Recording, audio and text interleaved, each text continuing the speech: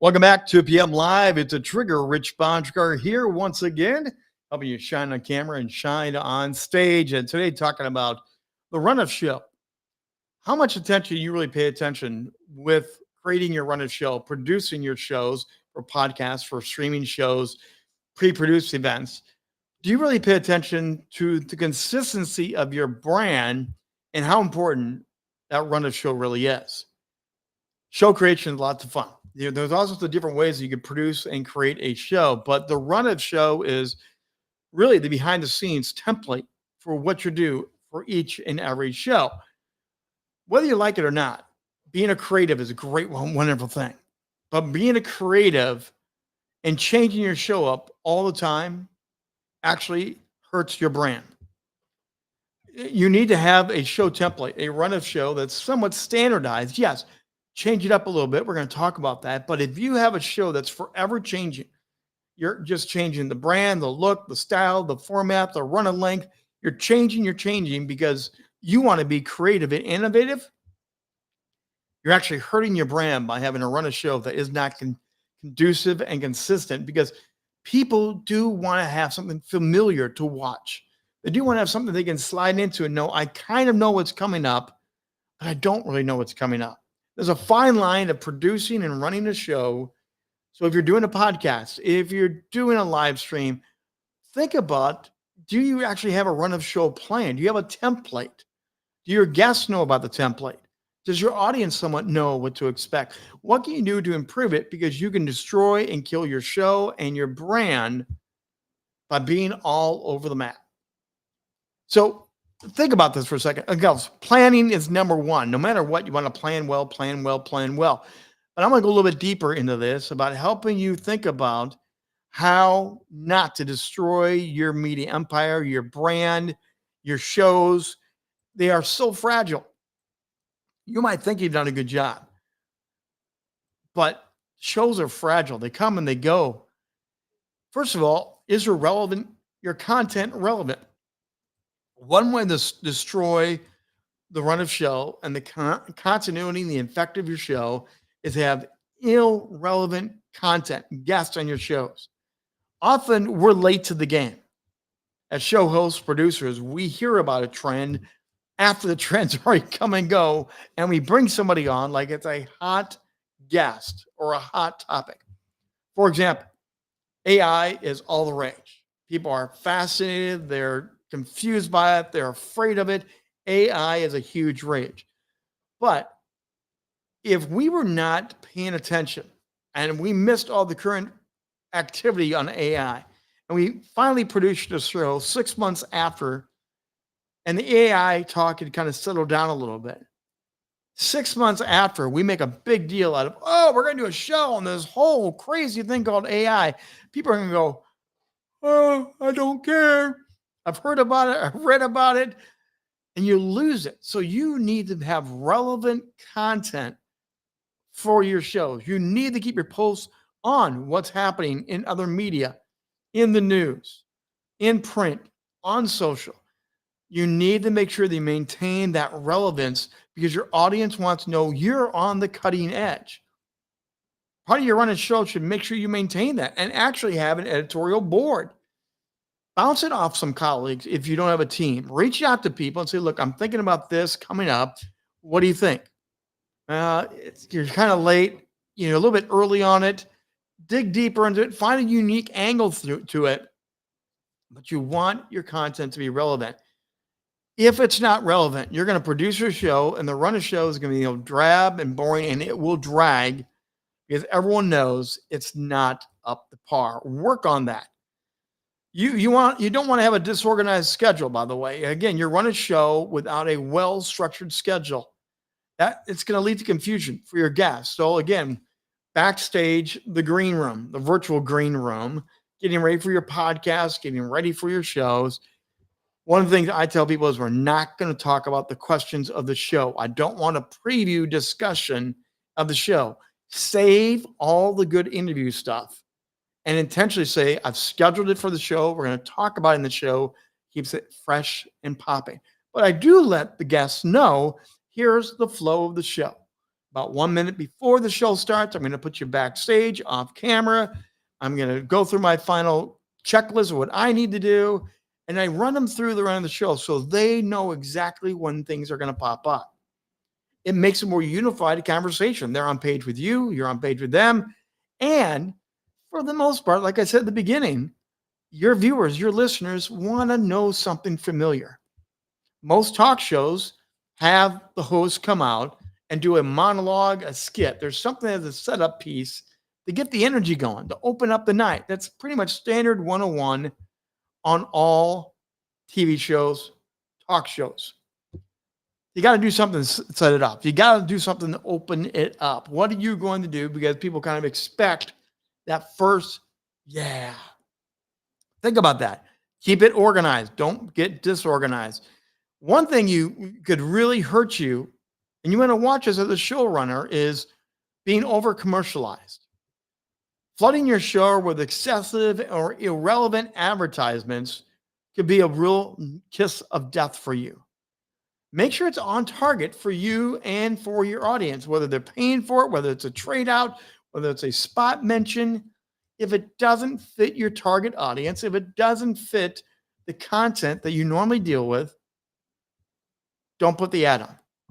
Yes, you may say no to financial deals. You may say no to things that you think might be cool in the moment, but you have to step back with a run of show when it comes to advertising and think overall, what is going to help the show grow, gain profit, stick with the audience, and advertising is one of the biggest area audiences have a chance to tune out. If your show has not been well produced, if the conversation isn't flowing, is it not an interesting topic and relevant, like we talked about, your commercial is giving them the chance to quietly duck out.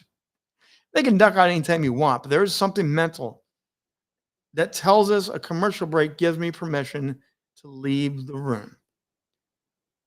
When you're marketing it, you want to make sure your commercials speak to your audience and, if possible, speak about the same things you speak about.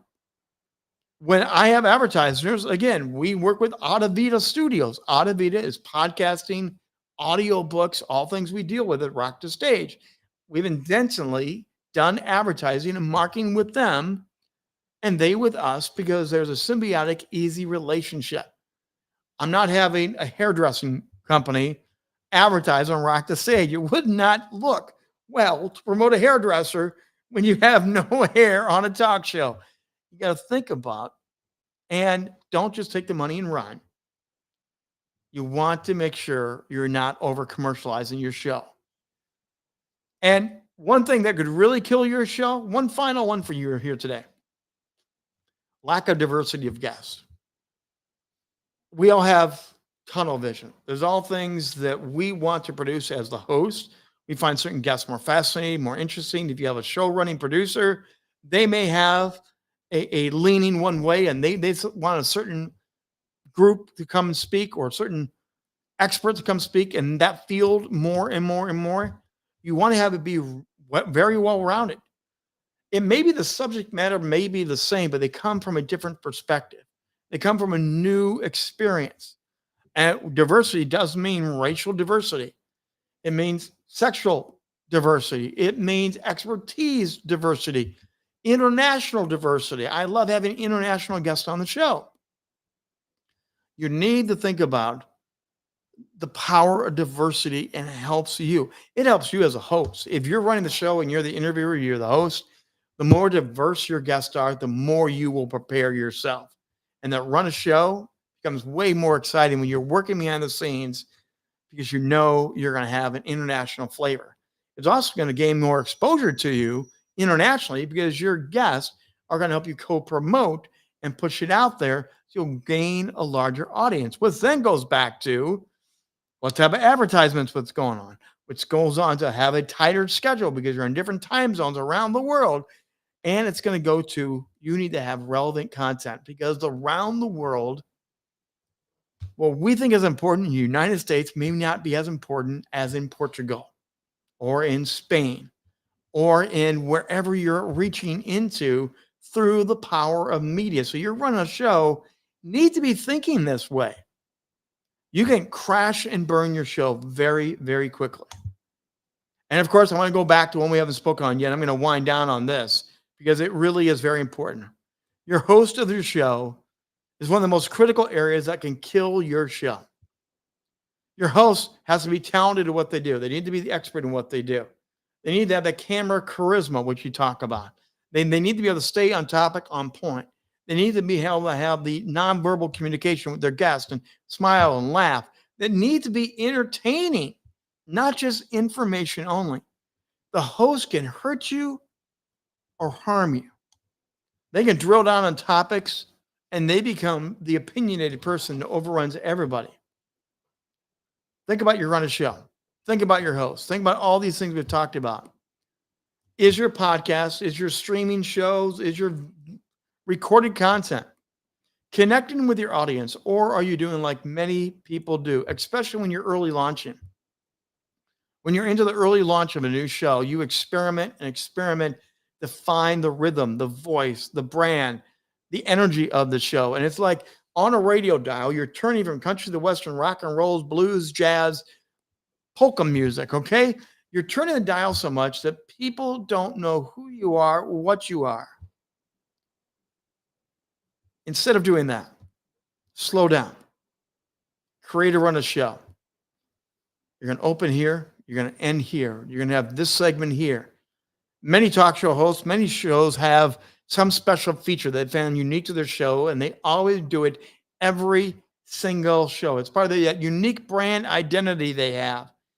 Put that in your run of show that every guest knows that's coming up in your show.